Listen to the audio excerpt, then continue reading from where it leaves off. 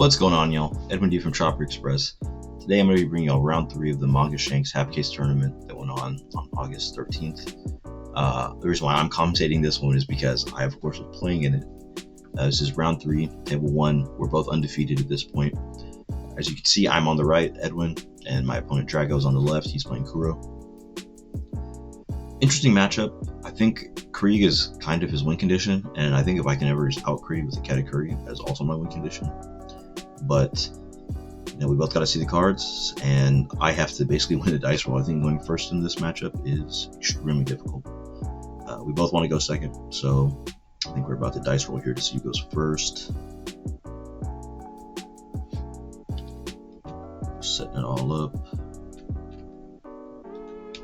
Let's skip ahead real quick. Yes, my opponent is going to go ahead and use his roll here. He gets a 3. Easy to beat. Oh god, I rolled a 2. And a 5. Okay, we're good. So yeah, I ended up going second here. That's exactly what I wanted. Oh, by the way, before the game starts, this is hosted by Team Shenanigans Gaming. They actually streamed the whole event. That's where we're going to be getting the rounds from that we upload. And I'll make sure to put a link to their channel in the description so you can check out their channel. They do a lot of different gaming stuff. I know they do a lot of Smash tournaments. They stream case tourneys that they have for other games. It's our local game store, check them out. They're really cool.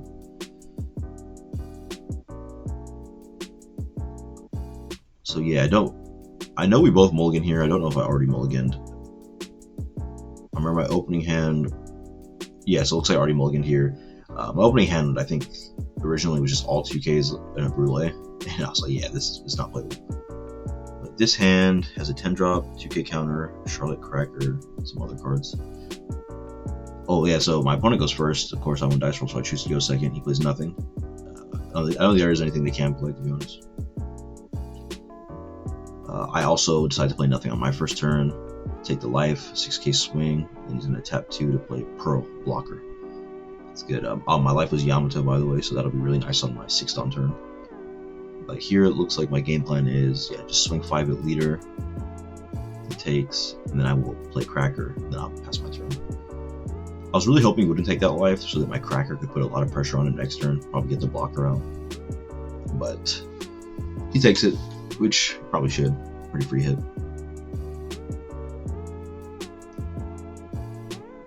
We want cards. We do like cards. So my opponent will start off his turn by tapping 4 to play Kurobi. Kurobi will rest my Cracker on play, and then he'll attach 1 Don to his leader, swing 6 at Cracker, and I'll discard a 2K counter to keep it alive. I'll be on my 6th on turn, and as I mentioned, we already saw that I had the Yamato in hand, the 5-drop Yamato. I really want to play that here. Really just want to play cards that fill out the curve. So I drew a Parasparrow for turn, which is not good, but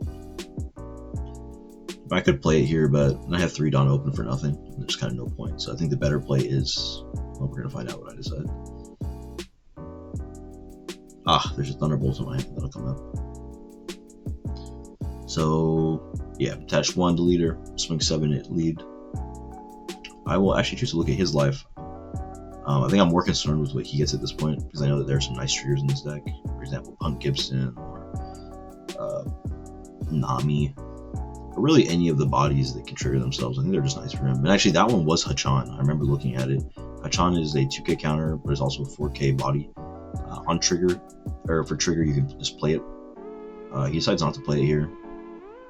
I'm assuming he just wants more counter power, which is fair. But so this is a big moment. You'll notice I didn't attack with my Cracker.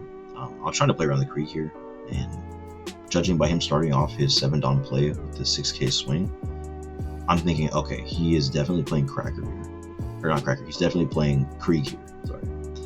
And so, I do not have a Katakuri in my hand. I know I need a Katakuri to probably not go to 0 life next turn. I take the hit, he passes turn. If you couldn't guess, off of life, I got extremely lucky, but we'll see what happens. Of course, gain Dawn. I'm on 8 Dawn. Got 3 bodies up on the field. To be honest, I don't really care too much if my Cracker dies here. I'm probably swinging with it. I really want to put pressure on his board to make him try to attack into my board rather than my face. And so that's what I do here. Swing 5 with leader, swing 5 with Cracker, counters out both, swing 7 Yamato, blocks, and then easy. So I strategically took the hit that he did with the Creek for 6k because I wanted to have another chance at getting my Charlotte Katakuri. I knew I needed it to out his Creek, and luckily enough, the hit that the Kuro did actually got me to Charlotte Katakuri. So, you know, sometimes you gotta play on the edge. But also, I think it's a nice hit to take because if his Creek does have double attack and I can't stop it, like it's really just the same. But like at least if it's 3, he's not getting max value if he restands it with a Django, which is what I'm assuming his play would have been this turn. So it's like, you know, I got that card on before I hit like 0 life, and I like it. Like, ultimately, it's the same thing, but at least I got a card before he like just yamped it all, and it was the perfect card that I needed. So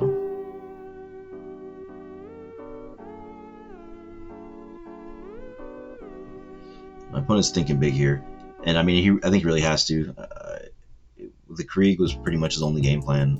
It looked like he's gonna go ahead and swing 9 at Cracker, I believe, and looking at my hand, I think I might have had enough counter power, but I decided to let it die. There's no point. If he played another Krieg, I need to have some more defense to keep it up. My life. So yeah, he's just gonna go ahead and play Law. The game's starting to look kind of rough for him. He knows I'm going up to 10 Dawn. I swing naked 5 with leader, so he knows what's about to happen. We are swinging out. You know, I could play like a bunch of Parasparrows, but I just feel like that lets him be in the game a bit more than I want him to be. And so yeah, I just start swinging out here. He's taking cards because he wants stuff to play with. He puts his hand on his last life, or the second to last life that I'm about to 10 drop, and we do. Brings us back to 4 life, brings him to 1. The game's pretty much decided at this point. I think it's very hard for him to come back from this. Like I don't know. I don't think there are any cards that could, in reality, bring him back. But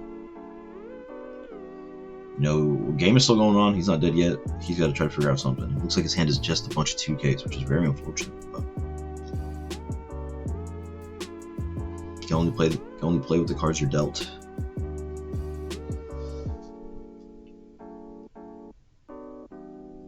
So yeah, I'm looking at my hand. You see me holding 3 Perils on the left side of my hand, and then a bunch of cards. Actually, I do not have that much counter power. I think I have a 2K, a 1K, and a Thunderbolt with 3 Perils.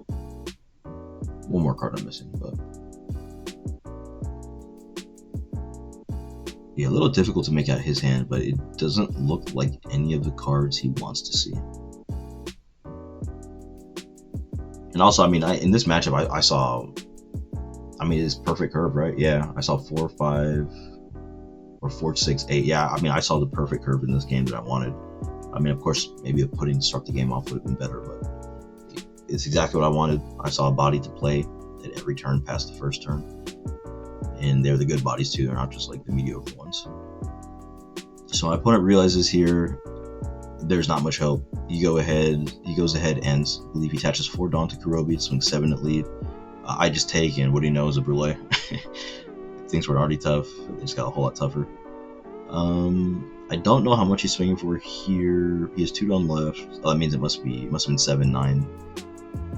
I'm thinking here, if I hit like a Thunderbolt, like it'll just guarantee the game. So I'm like, yeah, I'll just take it. Or if I hit like another body to summon, you know, I'll take it. It'll just make going for game easier this turn.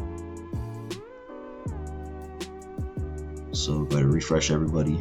The Dawn back up. And I mean, there's just no way I don't go for game here. But I do think I have to be a little bit clever with it just to make sure I play around the number of cards in his hand properly. I believe he had 6 to start off this turn. Go ahead by just doing a simple 7K swing with leader. Put the life to the bottom. Don't remember what it was, but you know, let's get 2 cards out of his hand or the blocker to be rested, which is ultimately what I want. I mean, it's just so good, man. A 7K swing for 1 Dawn. So little investment to get actually such a huge reward. But now I'm going to go ahead and swing 9 with the Yamato at leader. I'm really trying to either whittle cards out of his hand or just get a blocker out. He got 4 cards left. No Dawn active, so at the most he has 4 2Ks, which would be 8K counter, which would bring up to 13K for Kuro. He goes ahead and takes his last life, which we know is Krieg because Katakuri put it there. And I'm thinking, okay, he hasn't used his blocker yet. I know one of his cards is dead, so I'm still playing around 4 life cards, or at least attempting to. I'll go ahead and swing 11 at leader. And so my goal here is, okay, if I can't kill him this turn, I'll put him down to 0 cards, and I'll get rid of both those blockers. That's like worst case scenario, and then you have a blocker up, so I'm just like I'm never dying the next turn.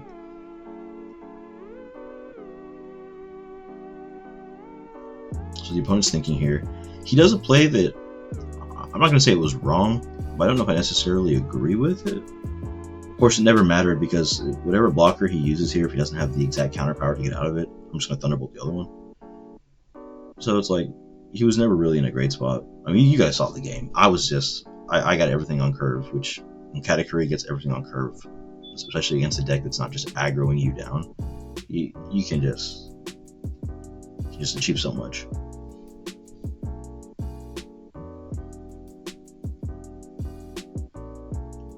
Yeah, I got a pile of cards in my hand. But so here's the action he makes. Decides to arrest his law as the blocker. He's going to drop 3 2K counters. And I'm thinking, okay, well now going for game is extremely easy because it's just Thunderbolt the other blocker and 14K swing to lead. And ladies and gentlemen, that is the game. Yeah, he goes ahead and looks. He wasn't happy with the cards he had, and I don't really disagree with him. He really didn't play too much this game. But sometimes it's just how it goes. But I hope y'all enjoyed. We're going to be bringing y'all some more of the rounds. Probably not commentated. Probably just have some music on the background. But I hope y'all enjoyed this one. And let me know what y'all think. Like, comment, subscribe. See you next time.